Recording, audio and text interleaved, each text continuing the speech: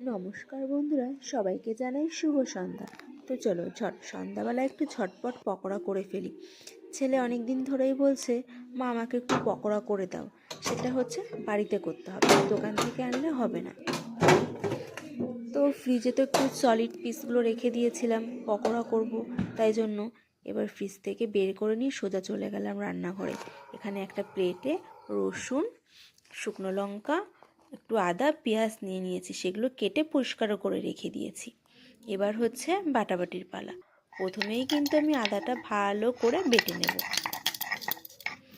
দেখো, আমি কিন্তু ভালো করে হাতেই বেটে নিচ্ছি। আদাটা বাটা হয়ে গেলে আমি এবার দিয়ে দিচ্ছি পেঁয়াজ। অনেকেই হয়তো বলবে, পকোড়াতে পেঁয়াজ দিচ্ছ কেন? আমিও অবশ্য দিই না, কিন্তু আজকে একটু দিয়ে দেখছি কেমন লাগে। পকোড়াতে বিশেষ করে একটু রসুন আর আদাটাই বেশি যায়, পেঁয়াজটা খুব একটা না দিলেও ভালো হয়, কিন্তু তাও আমি দিচ্ছি। আর দেখো, এবার বেটে নিচ্ছি রসুনটা কিন্তু একটু পরিমাণে একটু বেশিই দিয়ে দিয়েছি। রসুনের একটু সেন্টটা বেরোলে একটু ভালো লাগবে, তাই জন্য। আর ঘরে না ধনেপাতাটা নেই, তাই জন্য না ধনেপাতাটা দেখাতে পারলাম না। ধনেপাতাটা থাকলে না আরও টেস্ট বেড়ে যেত। রসুনটা বেটে নেওয়ার পরে এখানে যে দুটো শুকনো লঙ্কা নিয়েছিলাম, সেই দুটো শুকনো লঙ্কা আর নেব কিছু গোলমরিচের ঝালটা খেতে খুবই ভালো লাগে, তাই জন্য। দেখো, সব বাটাবাটি কমপ্লিট রেডি করে রেখে দিয়েছি বেটে। এবার হচ্ছে মাংসর কিমা করেও রেখে দিয়েছি, মানে পিস করে রেখে দিয়েছি। সেখানে কিন্তু একটু চালের গুঁড়ি মিশিয়ে নিচ্ছি। এবার হচ্ছে সব মশলাগুলো দিয়ে ভালো করে হাত দিয়ে মাংসগুলো মেখে নেব। এখানে একটু লবণ আর একটু হলুদও দিয়ে দিয়েছি। আমি কিন্তু অন্য কোনো কালার ইউজ করব না। অনেকেই হয়তো কামধেনু ইউজ করো, কিন্তু আমি এখানে কিছুই দেব না। সব মেখে ঢেকে রেখে দিয়েছি কিছুটা টাইম। তো দেখো, তারপরে কিন্তু একটু ডিমটা দিয়ে মেখে নেব। ডিমটা যেহেতু ঘরে ছিল না আর কর্নফ্লাওয়ারটা ঘরে ছিল না, এই দুটো, তাই জন্য তখন দিতে পারিনি। এবার কিন্তু একটা ডিম আর একটু কর্নফ্লাওয়ার দিয়ে দেবো। আর এটার সঙ্গে কিন্তু আমি একটুও জল দেব না। পরিমাণ মতন কর্নফ্লাওয়ার দিয়ে ভালো করে মেখে নেব। দেখো, একটুও জল লাগবে না।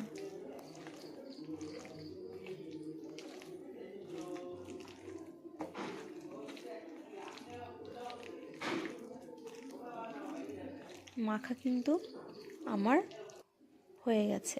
দেখো, মাখা হয়ে গেলে এবার কিন্তু আমি এটাও একটু ঢেকে রাখবো, কিছুটা টাইম ঢেকে রাখবো। তারপর কিন্তু কড়াইতে আমি তেল গরম করতে বসিয়ে দিয়েছি। তেলটা গরম হয়ে গেলে ঝপাঝপ পকোড়াটা ভেজে নেব। আর ছেলে তো বই পড়ছে, ছেলেকে গিয়ে সারপ্রাইজ দেব। আর তোমরা কিন্তু কড়াইটা দেখে কিন্তু কেউ বাজে কমেন্ট করো না, কারণ এই কড়াইটা আমাদের এরকমই, এটাতে সব ভাজা টাজা করা হয়, যেমন বড়া করা হয়, বেগুনি, চপ, যেটাই যা বলো, সব ভাজা টাজা আমরা এটাই করি। তো দেখো, আস্তে আস্তে পকোড়াগুলো দিয়ে দেখো ভাজাও হয়ে গেছে, একটু লাল লাল করে ভেজে নেব। দেখো, কয়েকটা কিন্তু লাল লাল হয়ে গেছে। দেখো, পকোড়াগুলো কিন্তু আমার ভাজা হয়ে গেছে। এবার কিন্তু একটা থালায় আমি তুলে রাখবো। তারপর কিন্তু আমি আবারও দিয়ে দিয়েছিলাম, তোমাদের সেটা দেখাতে আমি ভুলে গেছি। এবারও কিন্তু আমি একটু লাল লাল করে ভেজে রেখে দেব। দেখো, সব পকোড়াগুলো কিন্তু আমি একটা থালায় তুলে নিচ্ছি।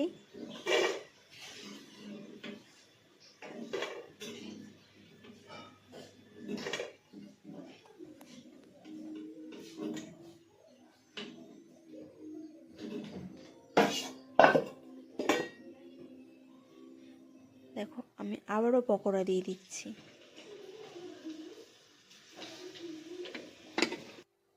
দেখো, সব পকোড়াগুলো কিন্তু আমার ভাজা হয়ে গেছে। এবার কিন্তু ছেলের জন্য প্লেটটা সাজাবো। এখানে একটা প্লেটে সস নিয়ে নিয়েছি, আর এখানে একটা প্লেটে পকোড়া নিয়ে নিচ্ছি।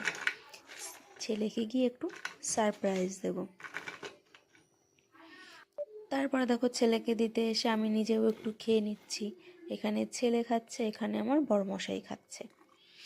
তারপর কিন্তু ছেলেকে জিজ্ঞাসা করলাম, বাবা কেমন হয়েছে? ছেলে বলল, মা খুব সুন্দর হয়েছে। তো আমার এই ভিডিওটা তো এই পর্যন্ত।